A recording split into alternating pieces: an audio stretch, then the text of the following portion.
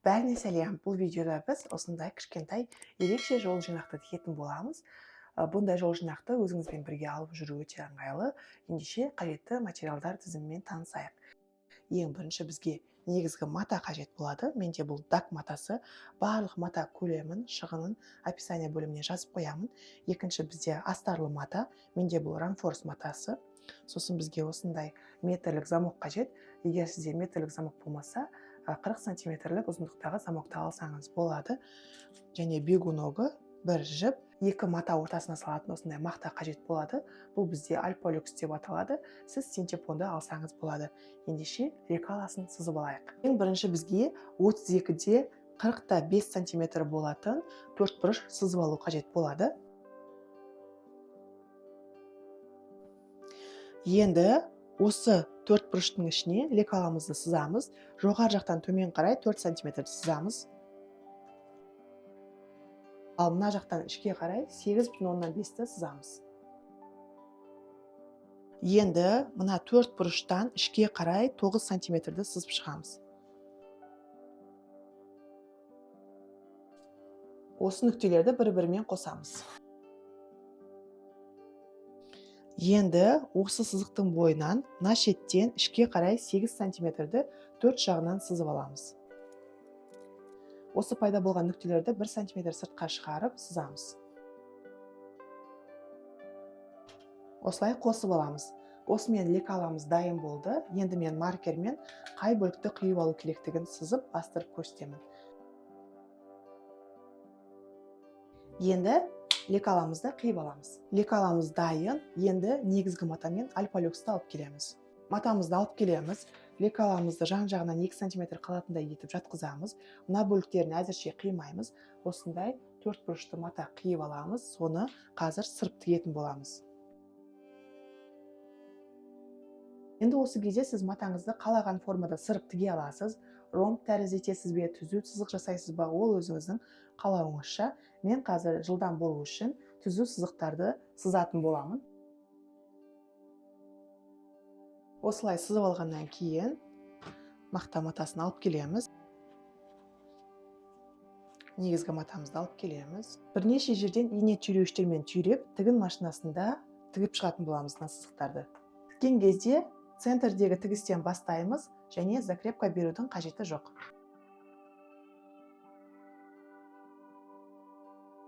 Осылай сырып тігіп алғаннан кейін толықтай бір үтіктейміз. Қайшымен қиямыз. Лекаламызды бастырып қиып алдық. Осы кезде бізде осындай қалдық мата қалады. Біз осының біреуін тастамаймыз. Біз мына аралықты қазір өлшейміз. Бұл жерде біздің косметичкамыздың тұтқасы орналасуы керек. 14 сантиметр. Бізге осы 14 сантиметрден 3 сантиметр ұзын көлемдегі матаның бөлігі қажет болады. Осы жерден қиып аламыз. Мына аралық бізде 14, мен 3 сантиметр қосымша запас аламын. 17 сантиметр. Ал енін 9 сантиметр етіп алсақ жетеді. Біз бұл бөлікті мінекей осылай тігетін боламыз. Енді астарлы матадан лекаламызды қиып алайық. Астарлы жағын осылай икстеп белгілеп қоямыз. Бізге косая бейка үшін осы бөліктер қажет болады. Ұзындығы 12, ені 4 сантиметр болатын 4 бөлікті қиып аламыз. Теріс жақтарын осылай икстеп белгілеп қоямыз.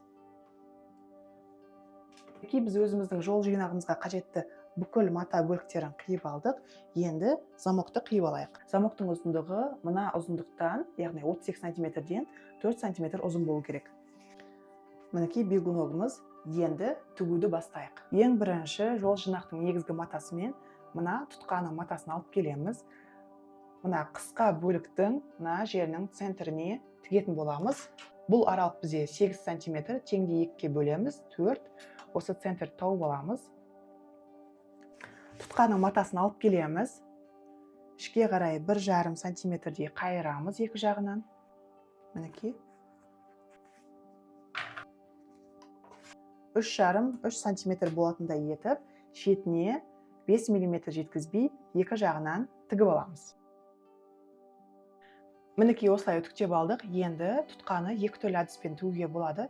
Біріншісі тура осылай жатқызып тігу, мінекей саусақ сыймайтындай етіп. Екіншісі кішкене саусақ сиятындай етіп тігу. Мен саусақ сыймайтындай етіп тігетін болам қазір. Яғни жан жағынан сонда менде 1 сантиметрдей қалатын болады.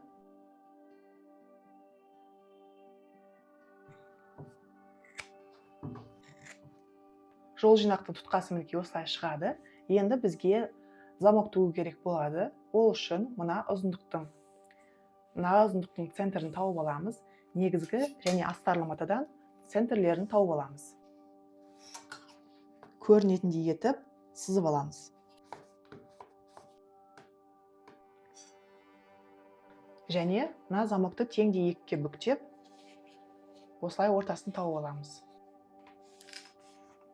Негізгі матаны алып келеміз, замоктың оң жағын алып келеміз. Бағанағы центр мен центрді байланыстырамыз. Астарлы матаны алып келеміз. Центрдегі белгімен жаңағы ине түйреуішті байланыстырамыз. Тігін машинасында шетіне 1 сантиметр жеткізбей тігіп аламыз. Замогымыздың бір жағын қосып тіктік. Тігісті үтіктейміз осылай. Содан кейін сыртынан шетіне 1 мм жеткізбей декорлық тігіс жүргіземіз. Енді замоктың екінші бөлігіне матамыздың екінші бөлігін әкеп жатқызамыз. Матаны осылай аударамыз.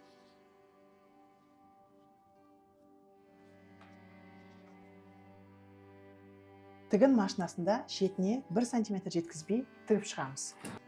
Тігісті толықтай үтіктеп алғаннан кейін екінші жағына декорлық тігіс тігіп шығамыз. Мінекей замогымыз осылай өте әдемі шығады. Енді бізге қазір осы замоктың біткен жерлерін тігу керек болады. Замоктың соңғы жағын қолмен осылай өзіміз қосып тігіп қоямыз. Енді негізгі матаны бөлек, астарлы матаны бөлек теріс аударып аламыз. Енді біз қазір негізгі матаның да, астарлы матаның да мына бөліктерін қосып тігетін боламыз.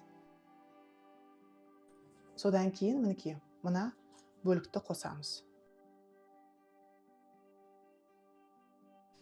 Тігін машинасында шетіне 1 сантиметр жеткізбей тігіп аламыз. Тігіп алғаннан кейін мына артық замокты қиып тастаймыз. Мінекей екі жағын тігіп алғаннан кейін кез келген бір мына ашық қалған тесіктен оң қаратамыз асықпай. Енді бізге мына ашық қалған 4 жерін тігіп алу қажет болады. Ең бірінші барлық бөлікті осылай қосып, инемен түйреп аламыз. Түйреген кезде бұрыштарын дұрыстап шығарамыз. Мінекей осылай шетіне 7 мм жеткізбей тігіп алғаннан кейін мына матаның бөлігін алып келеміз. Тігістің астына осылай жан жағынан 2 см шығатындай етіп жатқызамыз.